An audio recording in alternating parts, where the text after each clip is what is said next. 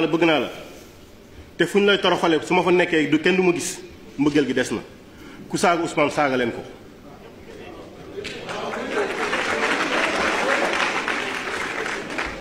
Birame Souleye Diop sa discours bi ànduma ci benn yoon dëkk bu am yoon du doxee noonu yoon dafa war a def sorte que nga xam ne kenn dootul amati sañ-sañ di saaga président Sonko ci place publique bi. Birame Souleye Diop lii nga war a wax waroo wax ku saaga Sonko saaga leen ko dëkk bu am yoon du doxee noonu te président Sonko moo ñu ne képp kuy saaga bokkul ci moom bokkoo ci njabootam. moo ñu wax lii. patriote yi dama leen di wax nag ku fi génn saaga procureur bi day génn autosaisiru sa kaw ñu mandat de dépôt la te kenn du la fa fekk. donc Birame Souleye Diop lii du discours kilifa du tenir genre discours yii déedéet Birame Souleye Diop waxati nga nag gars yi wax leen ma seen avis ci commentaire yi ndax yéen ànd ngeen ci wala àndoo leen ci ndax lii doy na waar torop sax. MC Baol artiste rappeur activiste monsieur le ministre Birame Souleye Diop sawaay xam nga nag fi nga juume mooy bi ngay wax booy yi ku saaga Ousmane Sonko saaga leen ko waroo woon a wax loolu de da nga waroon a woon ku saaga Ousmane Sonko nañu ko saaga sarga loolu nga waroon a wax nañu ko saaga quoi parce que jàpp naa ne yow képp kuy défendre Ousmane Sonko yaa ci war a jiitu yow parce que ci barkeem ci nga nekk ministre mais pourquoi nga génn ci sa bopp ni booy yi ku saaga Ousmane Sonko saaga leen ko wala yow bëggoo Ousmane Sonko nit ki buy digle càngaay dafay fekk mu set li ngeen di digal booy yi da ngeen ciy nekk d'abord parce que booy yi Ousmane Sonko jëriñalagu leen lu mu leen jëriñul yéen li leen Ousmane Sonko jëriñ moo ëpp fuuf li mu jëriñ booy yi ngeen bëgg di toog ci seeni kilim bëgg a tayle booy yi ku ci saaga wala ku ci dina ko suno ñu jàppale yéen ngeen toog ci seeni bureau yor seeni kilim war seeni oto du ngeen lijjanti booy yi boobu dara taxawu lu dul utiliser booy yi ngeen bëgg a taxaw di leen conseil di leen diggal loo xam ne du dëgg du yoon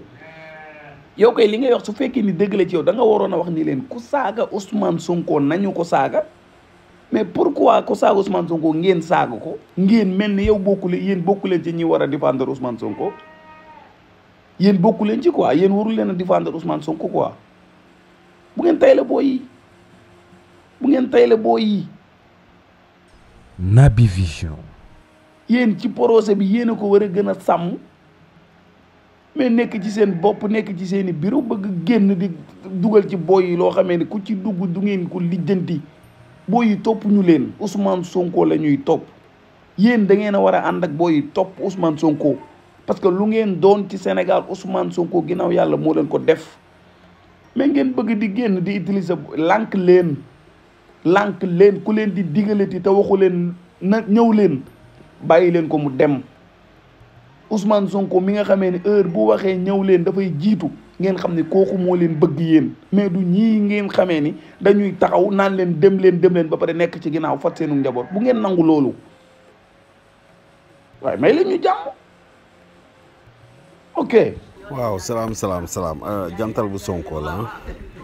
donc mu ñëw ci sortie Birame Souleye bi donc Birame Souleye def na sortie nee na carrément ku saaga Sonko ñu saaga ko di wax ne je pense que loolu du solution bi parce que tamit il faut que ñuy wane bon exemple donc comme yàlla ñun la jox réew mi ñun waa Pastef kon donc war nañu mën a wane bonne mais ku saaga Sonko ñu saaga la kon saagante yi dina bëri lool kon dina dem ba réew mi dina anarchie moo fi am tu vois donc dans ce pays anarchie moo fi am parce que après saaga yi ñooy bëri ci dëkk bi ku jóg di saaga te loolu maanaam du solution bi quoi donc man je pense que li Sonko waxoon moom lañ ciy dellu Sonko dafa newoon képp kuy saaga bokkul sama njaboot tu vois Sonko loolu la wax donc la ñu bàyyi képp ku saaga justice a ngi fi ñu denee soo ko justice def liggéeyam c'est tout képp ku saaga Sonko nan ko donné justice def liggéeyam mais bu ñu fayal suñu bopp tu vois parce que tey lu ñu woote mooy jubal jubanti bëgg defar Sénégal bëgg yóbbu Sénégal benn niveau bi donc am na loo xam ne bu ñu ko toppee daf ñuy delloo ginnaaw. donc jubal jubanti bi dootul amati sens. donc je pense que nag ñoom ñi saagakat yi waxkat yi diaboliser kat yi yàqkatu der na leen bàyyi ñuy def léegi nag ku saaga nag bu la mënee dénoncer nu dénoncer la justice def liggéey mais Birame Souleye le ministre Birame Souleye avec tout le respect que je te dois je pense que lii du solution bi te it yow ministre nga tu vois donc yow ministre nga am na taxawaay boo war a taxawee bu dul ñi ñëpp ay patriotes lan nag tu vois parce que lan bokk Ousmane Sonko leen gëm projet bi leen gëm donc nag waaye nag lii du solution wax dëgg yàlla ku saaga Sonko ñu saaga la du solution daal donc nag ku saaga daal parce que kenn ku nekk sa xel la kenn ku nekk sa xel fu mu toll la ñoom seen xel moo fa toll ni leen bàyyi ñu saaga justice nag def liggéeyam c'est tout. Salam les patriotes yéen man ñi toog naan Birame Souleye li mu wax waru ko wax en tant que ministre li mu wax waru ko de mais yéen Birame Souleye lan la wax non dama bëgg ngeen wax ma Birame Souleye lan la wax quoi lan mooy problème bi mais yéen mbéppee yéen ñooñu taxaw di wax soof ngeen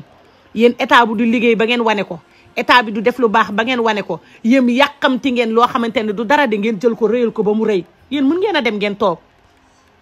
mais Birame Souleye li mu wax tolluwaay la en plus li mu wax dafa leer ku mu ko jaral la leen wax ku mu ko jaral ku mënta fayu nga noppi mais fii kuñ ci saaga sa kilifa nga fayu ñun Ousmane Sonko kilifa la ci ñun am na benn pertalement bu ma dégg mu naan waaw làq sa kilifa fële naan nangam c'est parce que kilifa Birame Souleye kenn saagawu ko kenn lañ taxaw ci réew mi di ko saaga depuis 3 ans ci ren mi président Ousmane Sonko te trop c'est trop am na ku ma gis mu naan ma ministre de la justice ak ministre de l'intérieur lan la ñuy jariñ ci réew bi xaw ma sax nu mu ko waxee ni ci commentaire bi mais boobu ba tey ñiy saaga ñu ngi saaga ana Gaynde Macky barki Dembo Ndiaye la taxaw saaga président Ousmane Sonko mu ngi këram keneen ak keneen noonu léegi nag gat sa moo koy faj yéen lan la mënoo leen bàyyi bu kenn ñëwee benn wax ne ngeen jël wax bi naan waaw warta waxee nii warta waxee nangam yéen Ousmane Sonko en tant que premier ministre ci réew bii lañ koy taf di ko saaga ñay def loolu war nañ ko def kii taxaw di wax ngeen naan warta waxee nii dama ne Birame Souleye li nga wax mooy dëgg soo leen waxul ñu ne waxoo leen boo leen défendrul ñu ne défendroo leen soo leen génnee di wax ñu naan en tant que ministre yéen a gis ministre mais moom gisul loolu li mu gis mooy réew mi baax te réew mi ci li muy baaxee mooy nit ki lam la teg ci métti da nga ko koy delloo ba mu xam ni métti na dama ne dëkku dóore fayu moo ko tas merci beaucoup Birame Souleye merci beaucoup Birame Souleye merci beaucoup Birame Souleye gat sa rek foofu la réew bi toll foofu la réew bi toll yéen ñi ci des nag soo leen mënut a défendre ngeen lem ba mu rong ngeen kepp te ngeen toog ñàkk ngeen fayda torop sim. Salam les patriotes yow Bira yow mii tamit waroo di wax de yow Birame Souleye warul di wax mais yow tamit waroo di wax mais yow Birame Souleye Diop li mu wax bu la arrangé wul mais nga toog mais lan mooy problème bi yéen bàyyi leen bu ñu waxee rek ngeen nekk fii naan waaw ay nit ñi nuñ koy gisee ñun dañoo lijjanti nan la ko nit di gisee lu ko nit di gisee lu suñu yoon ku saaga président Ousmane Sonko dañuy saaga sa ndey Birame Souleye wax ñu ko ak mu ñàkk ñu koo wax lañ jamale mu wax ñu ko ak lan mooy ndeyu saaga mais Birame Souleye président Ousmane Sonko dafa ñëw woo leen ci débat di dañu wuyu ko ci débat taatu neen di ko wax ay wax ju ñaaw mais ku ko mën a supporter nga supporter ko li mu wax c'est clair et net ku ko mën a muñ nga muñ ko ku ko mënta muñ nga fayu te ñun mënuñu koo muñ dañuy fayu mais alors ngeen naan ko ay boo jógee rek wax toj-toj loolu mooy toj-toj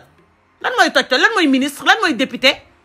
ba yow bu ñu la defee yenn yi da nga koy muñ lan mooy loolu saaga dafa métti amul ci ku mu méttil ku respecté sa ndey wala sa baay saaga métti la liy métti du saaga nag mooy fayu mooy tax métti ba dañ nga naan Birame Souleye boo génnee toj-toj xaw ma lan ak lan yow mii yaay wax ko toj-toj bi bu la arrangé wul bul fayu mais lan la Seydina Ousmane Sonko bañ na ko ba taxaw fii ne kuy saaga bokkoo ci man lu ne def na ko pour nit ñi bàyyi saaga yi mais tey la gën a ñaaw mais boo fayoo bañ xam ni fayu nga rek kenn ku ci nekk réglé boo fayee bañ xam ni fayu nga rek kenn ku ci nekk téy sa bopp yow xam nga lan mooy wax ji yow bu fekkee fayu woo wala fayul woo waaye ay naan ko lii du sa wax ak ay nangam ak nit ñi buñ ko waaye dama ne na ko nit ñi gi Sénégal loolu ko yàq dañuy war a wax dëgg di wut lu ñuy sóoraale dëgg lañ war a sóoraale mais pas nit ñi arrêté leen yow mii bu Birame Souleye xamul nu muy waxee yow it xamoo nooy waxee ay leen ñu jàmm mais fayu woo ñum arrangé pour ñu fayu nañ fayu ñeneen ñi toog fee kenn ku ci nekk di ibbi ma ne Birame Souleye Diop li mu wax ku ko gisee yaa ko gisee neneen mais li mu wax c'est clair et net désormais ku saaga président Ousmane Sonko ñu saaga la ku saaga président Diomaye ñu saaga la parce que trop c'est trop yow saaga woo koy tëjal sa muuta lay